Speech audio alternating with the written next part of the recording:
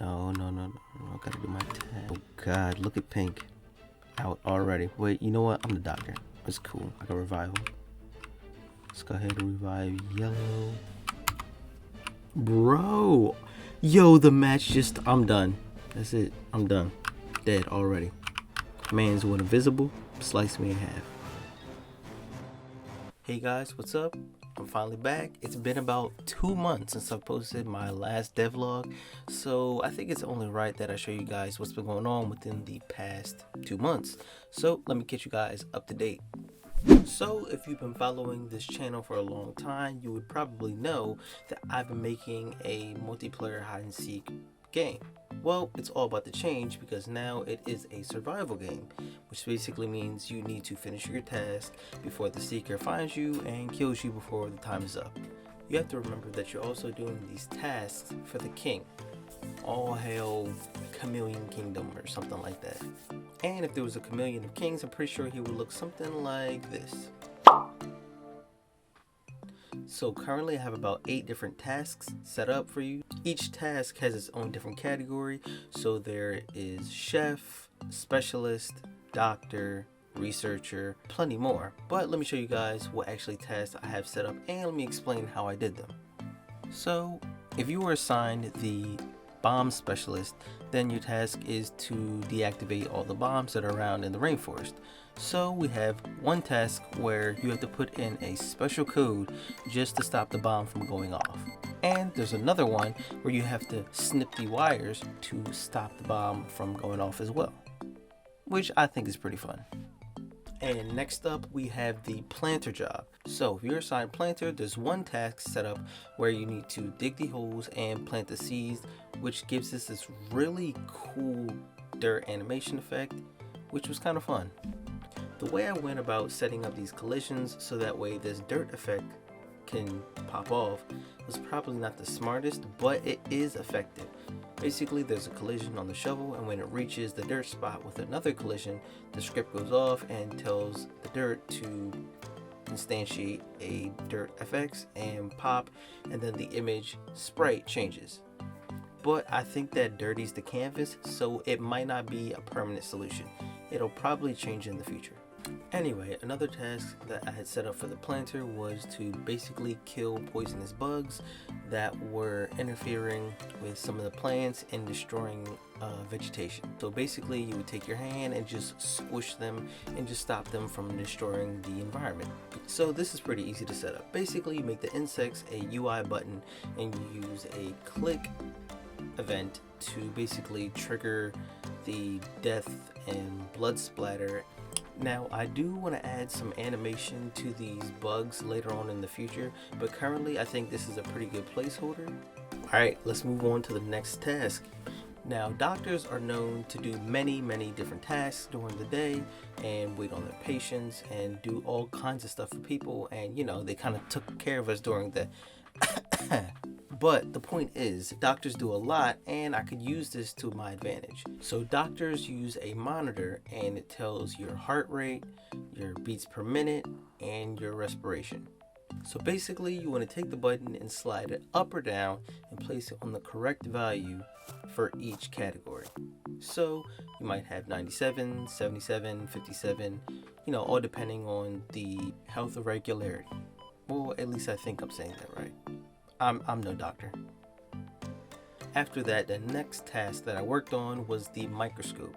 Now, whenever you're under the microscope, it zooms in to whatever you have placed under the lens and magnifies. So I thought it would be kind of cool to look at chameleon scales and see how they change and what the doctor needs to write down about certain data about them. So basically you have to click on all the scales that have a letter on it.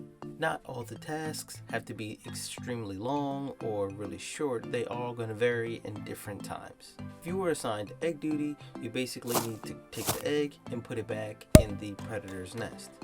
Now, I only enjoy this task because of the art, and it gives me a really satisfying feeling once I see the egg is placed back and it's in its nest where it should be. Nice, safe, cozy. Now this was the last task that I had worked on. I I definitely wish I could have got more tasks in this last 2 months, but it's been pretty busy and I haven't had that much time to work on it as much as I've liked to. I've been working on a side project, but I'm going to tell you guys about that later. Anyway, the last task that I was worked on was the researcher task. Basically, he's writing down data that he finds in the environment that you're in, and he takes notes and different things like that. So I decided to do a pen and paper type of thing and basically have him jot down information. But there's something really satisfying about the way that the pencil glides and it reveals the information written, even though you actually can't understand it. But this is pretty simple as well too, because basically I'm just using an image and just sliding back the size of it as the animation goes on. But as you can see, this task takes much longer than some of the other ones I've already done, which kind of gives you less time to get away from the seeker. The seeker could come in at any moment and pretty much kill you. But you don't have to worry about the predators attacking anymore, because currently I decided to turn it off because I did not want it interfering with the seeker's ability to kill people. I don't want it to be a double kill, and I feel like it would be way too much ganging up. So for the moment, I think I'm just going to turn that off and have it kind of be just aesthetically pleasing just to look at. But if you do end up returning the egg back to the nest, you'll notice that the toucan animation goes back to a happy face and they basically just sit in their nest and watch the young. Now, currently I've been working on a new game mode.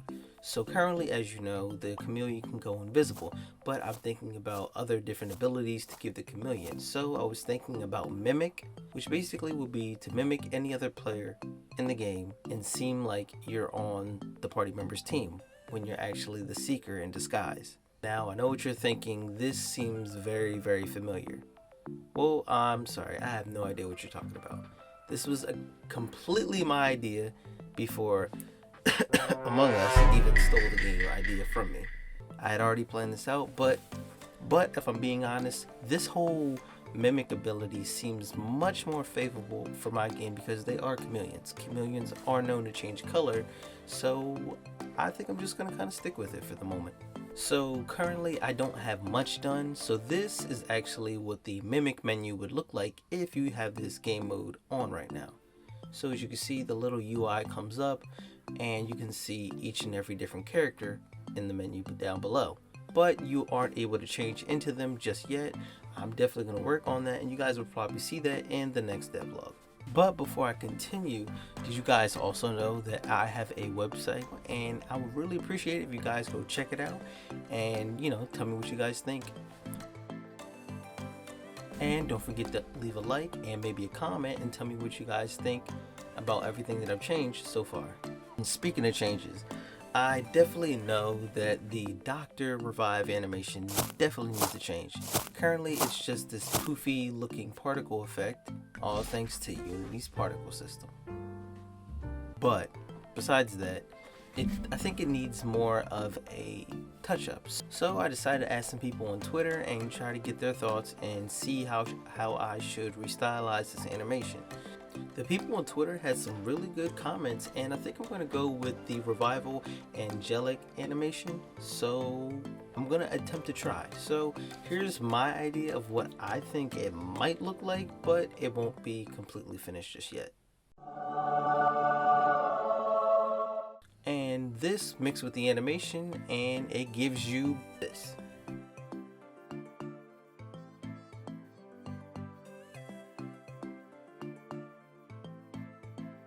Not too bad, but probably still needs work. Here's something about me that you didn't know. I have 3 dogs.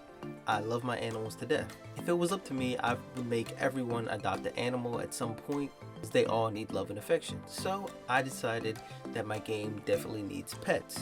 So I added 5 new pets to the game. First up, we got this cute little red bird with a long tail. Not to mention this cute little fat chubby frog, which is really adorable. This thick boy elephant, which is really funny when it comes after you. And I also thought we had to add the infamous baby chameleon, which would also follow you. I decided to leave the best for last, a white majestic dragon with antler horns coming out. And that's about it that I've got done in these past 2 months, which I know isn't long. I wish I could have got more done. Since the 1 year anniversary is coming up, I'm trying to quickly wrap up this game so that way I can actually be done on a set schedule. But you know, as a game developer, things never actually go on schedule like you plan. Now I will be uploading and updating the game to iOS, itch.io, Apple and Android, and even Mac. So if you feel like doing me a solid, go wishlist it on Steam. It will make me really happy. So I'm going to be pretty much in a grind and gear session where I'm going to try and quickly wrap up this game as fast as I can, because I don't know if you heard, but I've got a Kickstarter coming up, and I would really appreciate it if you guys would go check out the pre-launch page and tell me what you think before it actually goes live. Also, I'm coming out with a trailer pretty soon, so hopefully you guys can see it before anybody else and tell me what you guys think about it, and I will catch you guys in the next video. See ya, peace, love you.